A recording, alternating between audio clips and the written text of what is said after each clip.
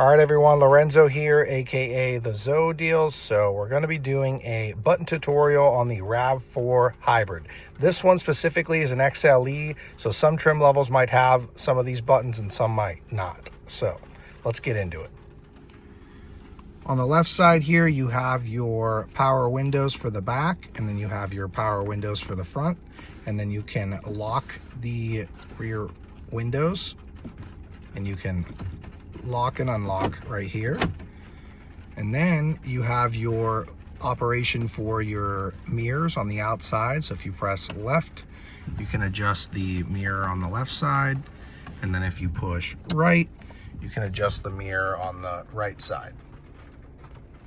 Lower left side of the steering wheel, you have your gas cap button, and then you have your lever to pull and open up the hood. Right above that, you have your brightness for your digital gauge cluster in front of you, which I'll show you now. As I pull it down and push it up, the brightness will go up. Next to that is your auto high beam button. And then right over here, you have your power lift gate button.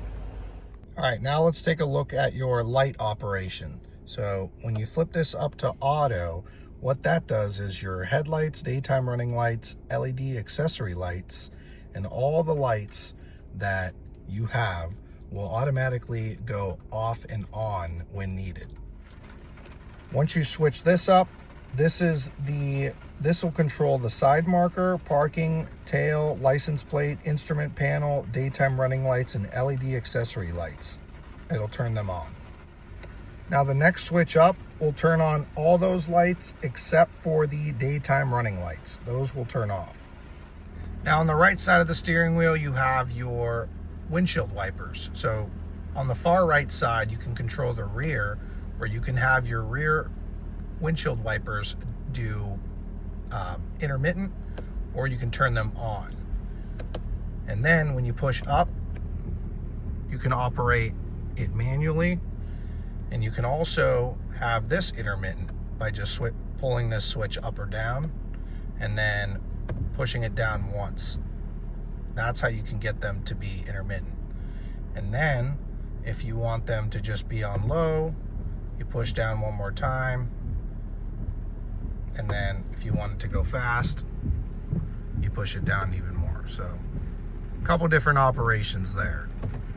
Jumping inside of one of these and testing it out for yourself is a little bit easier to understand, but that's just kind of some of the basics.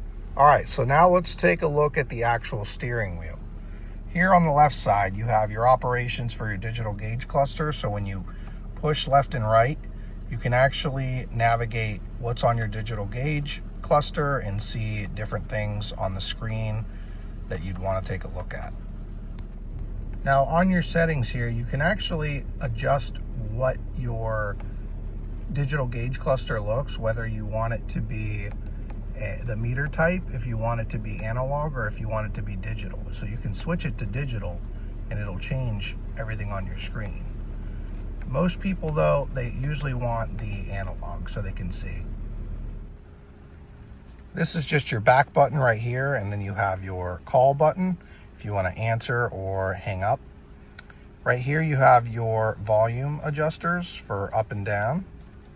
And then right here you have your voice assist. So you can actually push this button, and there's a few different operations that you can do with this. You can call, you can ask for directions, and plenty more. On the right side of your steering wheel is where a lot of your safety features come into place and your cruise control. So to operate your adaptive cruise mode, you just push this button right here, and then radar cruise active will show up on your digital gauge cluster. And you can set the cruise by pushing set button right here, and then you can adjust the speed up and down. And then you have your following distance indicator right here.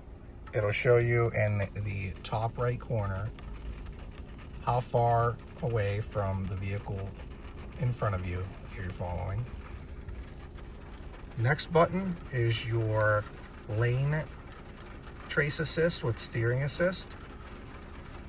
And then you have your mode button down here. This is for your different stations that you're listening to. So for example, I can change it to FM radio, AM radio, or Sirius XM, or whatever I'm listening to. And then right here, you can change the different song that you're playing back and forth. Now, when it comes to the infotainment system, guys, I'm going to do a separate video on that because there's a lot of things that I'd like to go over, and it's going to take a little bit longer. So that'll be for a different video. Now, right in this middle section, guys, this is all for air conditioning and heat. So I want to start on the left side here. You can actually shut off your air conditioning right here. You can also put it on auto where it adjusts to the temperatures outside. You have your front defroster. You have your rear defroster. You have your Eco Heat Cool where it'll save on fuel consumption. Let me put the air down here now because it'll probably be hard to hear me. Here you can adjust your fan speed, and then here's where you can operate where you want the air to flow. Now this is your circulating the air within the cabin, and then this right here is they call it a smart airflow, where the air only goes to the occupied front passengers. And then on the right side here, you have your AC button and your sync button. So if you want both of these to be in sync with one another, you just press the sync button and they'll both be the same temperature. Now down here, you have your traction control. You can turn that off. You also have a USB down there, and then you have a 12-volt charger down here. All right, guys, now let's get into the shifter here. So there's going to be a button on the front where you pull it back once, it'll put it in reverse, and your backup camera will show up. Then you pull it down one more time to put it in neutral, and then you pull it down one more time to put it in drive. Now you can also manually shift by pushing it to the left, and then you can push it up and down for manual shifting. Next, you have this button right here. This is your electronic parking brake. It's really nice, so every time you park the car, it'll automatically engage, and whenever you put it in drive, it will disengage. This is your brake hold function, so if you're in drive and you push this button, the brake hold, it'll hold the brakes for you, so you don't have to, you can take your foot off the brake and wait until you have to push the gas. Here you have your trail button. All this does is it optimizes the all-wheel drive system for how it shifts and brakes in certain situations. Right here you have your push for normal drive, and then you switch it over. You can put it in eco for better fuel economy, sport if you want to be more of a race car driver, I call it. And then you push down to put it back in normal, and this stuff will pop up on your digital gauge cluster when you switch it from eco to sport, and I'll show you. I'm going to switch it to eco first and then sport. So when I switch it over to eco, it'll actually show up right there, and when I switch it over to the right, it'll turn red for sport mode, and then push down for normal drive.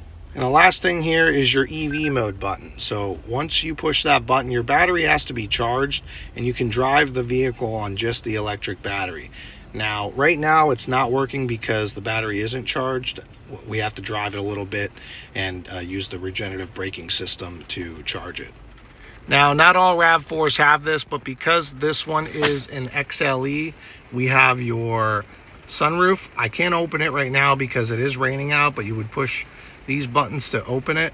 Here's your lights for your left side, your door. So if you push this down and you open your door, your lights will come on, all your lights, and your right light. And then right here, you can tilt your sunroof up and down, but we can't operate because it's a pretty heavy rainy day right now. Now guys, because it's raining out, I'm just going to show you guys what the key fob looks like.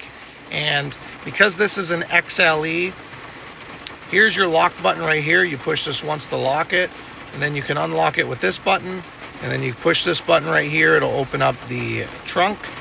And then when you push the lock button 3 times and hold it on the third, it will remote start the RAV4. You can only get this in an XLE or above, so an LE trim level would not have this. Guys, thank you so much for watching. And if you have any questions whatsoever about some of the buttons on the RAV4, or maybe you're getting something that has a little bit more equipment than just an XLE, maybe you're getting a XLE Premium or a Limited, and you have some questions, feel free to reach out to me. I'm always available. And if you'd like to stay up to date with all things Toyota, you can subscribe to my YouTube channel here. Also, if you'd like to get a personalized newsletter with Toyota news, I have my own newsletter that I send to all my customers and my followers, and it's right on my website at thezodials.com.